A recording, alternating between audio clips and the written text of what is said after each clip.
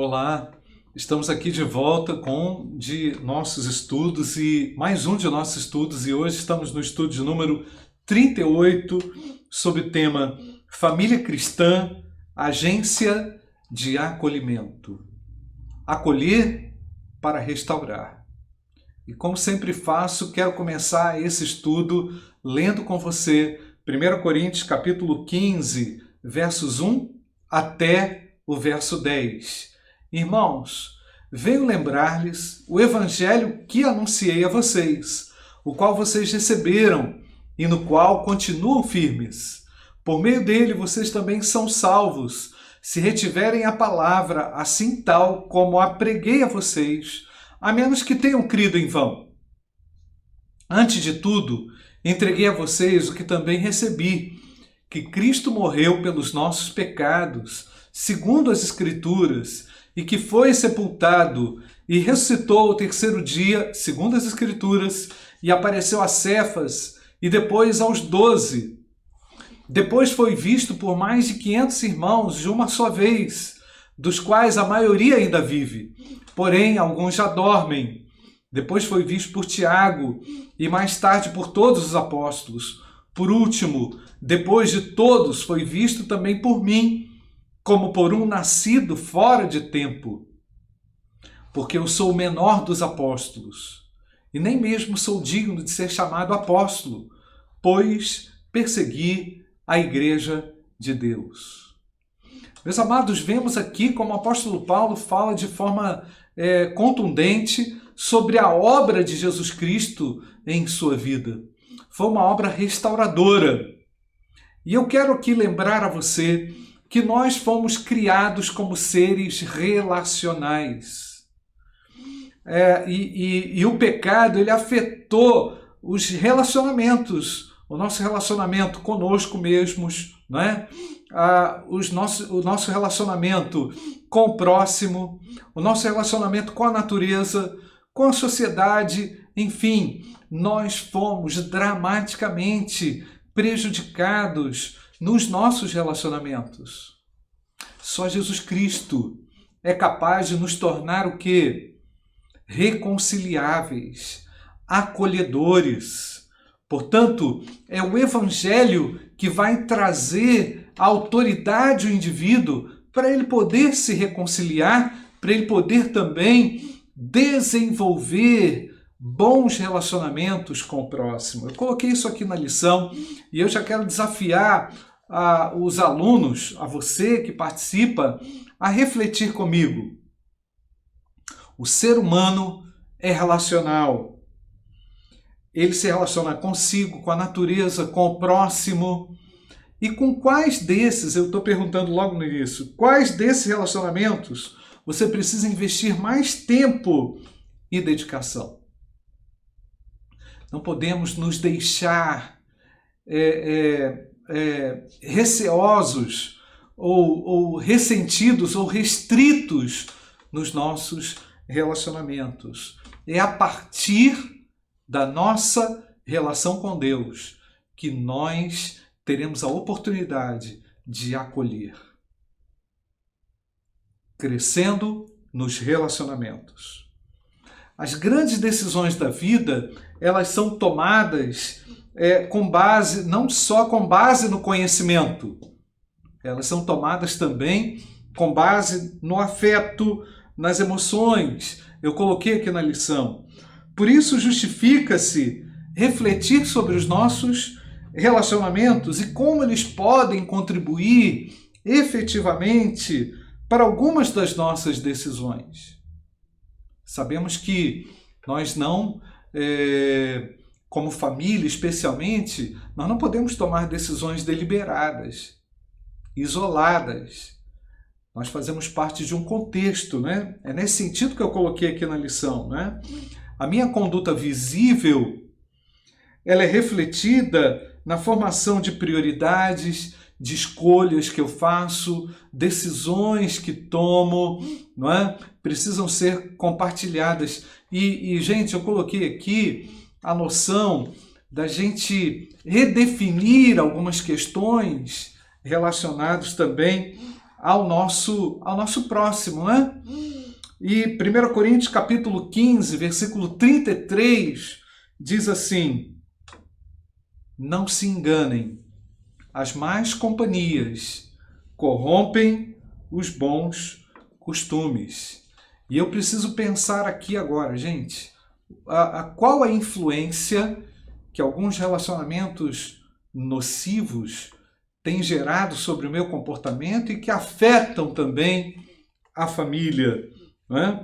Então, eu tenho que pensar que há um grande risco quando eu não desenvolvo um senso crítico, quando eu não desenvolvo sabedoria nos meus relacionamentos. Há alguns relacionamentos que precisarão ser redefinidos, de fato redefinidos, né? E eu coloquei aqui na lição: a arte de saber se relacionar em respeito e amor é também fundamental para a família cristã. Há um ponto aqui também muito importante, eu faço destaque, que é a nossa relação com a hierarquia, né? E considerando que Jesus Cristo é o meu Deus e que ele conseguiu se relacionar com as pessoas de forma saudável, que eu devo olhar para o Senhor como Deus, como soberano, percebendo como também devo me relacionar com o meu próximo, né? Então, vemos que, coloquei aqui na lição, os próprios 10 mandamentos citam a relação do indivíduo com Deus, mas a maior parte dos 10 mandamentos são atribuições com o próximo, responsabilidades minhas, né? Minhas responsabilidades com o meu próximo. Por que isso? Porque é muito mais difícil se relacionar com o próximo. Com Deus eu consigo uma conexão muito fácil através do Espírito Santo, através do arrependimento e da fé, não é verdade? Mas se relacionar com o próximo é uma arte. Por isso que os 10 mandamentos contêm elementos, muito mais elementos voltados para o próximo, né? Muito bem. Agora vamos ler ali Romanos capítulo 12, versículo 1. A importância, versículo 1 e 2, a importância da mudança de mentalidade para o desenvolvimento de relacionamentos saudáveis.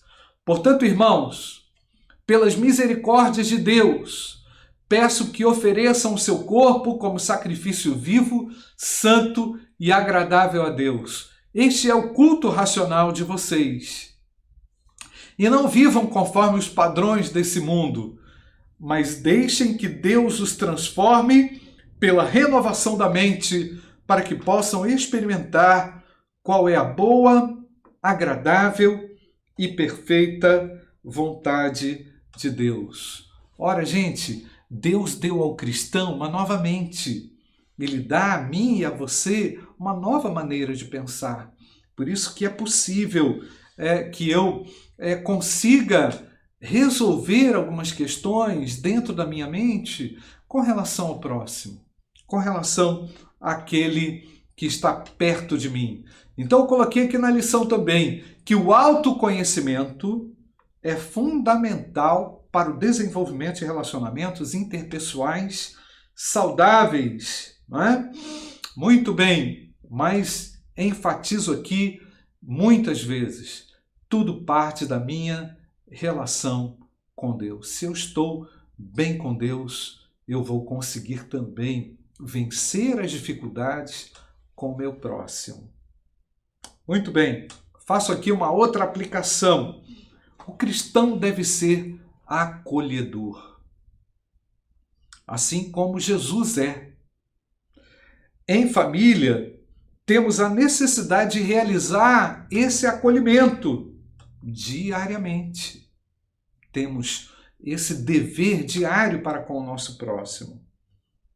Então, será que eu não preciso me aprimorar mais em afeto, em respeito e também em autoconhecimento? Vamos avançar. Dando honra aos idosos. Na família, entende-se que os mais idosos estão em grau de desenvolvimento espiritual mais elevado, né? Então, como é bom a gente poder conversar com um ancião cristão, todos aqueles conselhos, as experiências de vida que ele tem a nos ensinar, não é? O idoso é um instrumento de Deus para o crescimento da família, pela forma como viveu, pelas experiências que agregou e ainda agrega, né? Do ponto de vista espiritual, né? Oferecendo conselhos sábios, pautados na ética bíblica. E a gente vê lá em Levítico, capítulo 19, versículo 32, né? O grau de honra que eles têm. Fiquem em pé na presença dos idosos.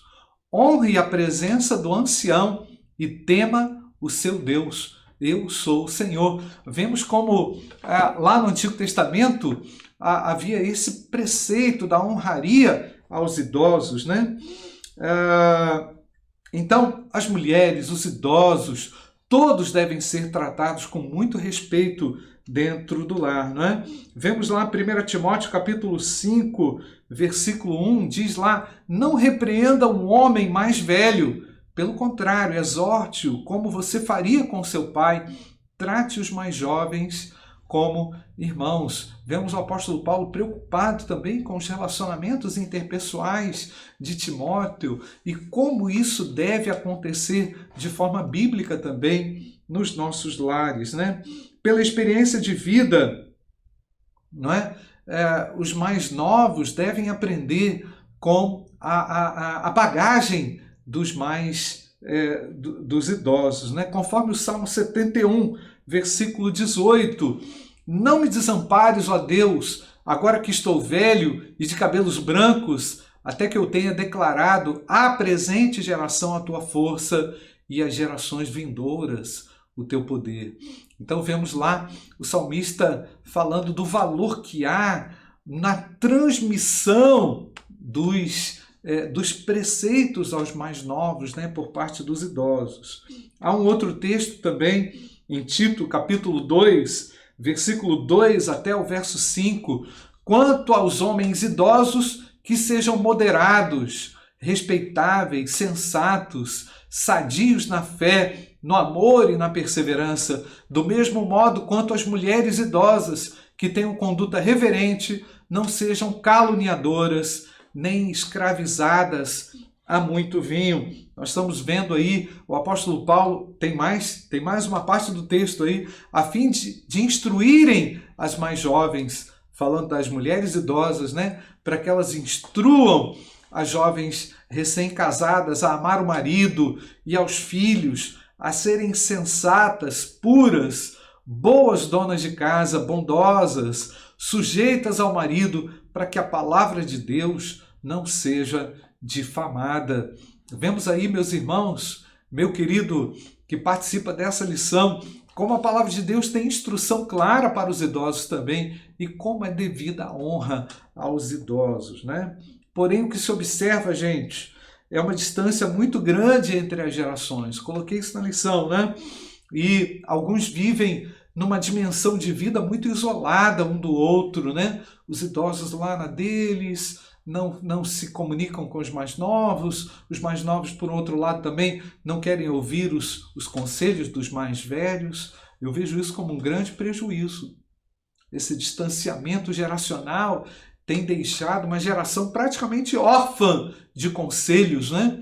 E como é importante a gente resgatar isso. Eu estou provocando aqui na lição essa questão porque precisamos acolher os idosos, e os idosos precisam acolher os mais jovens. As mulheres idosas têm muito a ensinar às mulheres mais jovens, não é? Esse é o ensino bíblico, né? Mas o que vemos?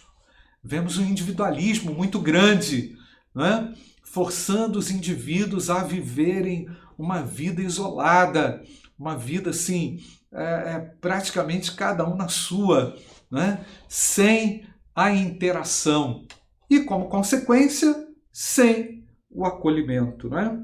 Então, compete à família cristã ensinar os mais novos esses princípios bíblicos, né? Quero fazer aqui uma aplicação. É tarefa da família cristã encurtar a distância, valorizando e amparando os idosos, abrindo espaço para a sua influência, para a sua participação nas decisões importantes da vida, nos conselhos, não é? Então, de que forma, pergunta você, os idosos da sua família estão inseridos na sua realidade? Uma perguntinha provocativa, né? O que pode ser feito para encurtar essa distância geracional? E agora, já parto para o final. Os relacionamentos foram afetados por causa do pecado. Porém, cabe à família cristã liderar um processo de restauração dos relacionamentos intrafamiliares, dentro delas, né?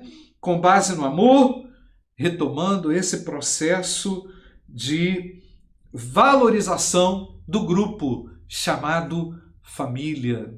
Gente, não tem coisa melhor ser acolhido. E não tem bênção maior do que acolher alguém, não é? O lar cristão tem que ser um ambiente de acolhimento em amor, né? Quem foi acolhido por Cristo, eu coloco aqui, não é? Acolhe. Quem foi alcançado por Jesus, quer alcançar, não é? E deixar o indivíduo livre desse isolamento nocivo que nós temos vivido hoje e temos presenciado hoje em muitas famílias, né? O cristianismo, na prática, ele vai ao encontro do próximo com vistas ao acolhimento amoroso. Esse tem que ser o sentimento e tem que ser o alvo da família cristã. Portanto, deixa o Espírito Santo atuar, deixa Deus realmente conduzir a sua família para que ela viva essa dinâmica de acolhimento e entenda ainda mais o projeto dela nesse contexto de século XXI, um contexto muito complexo. Que Deus abençoe a sua família.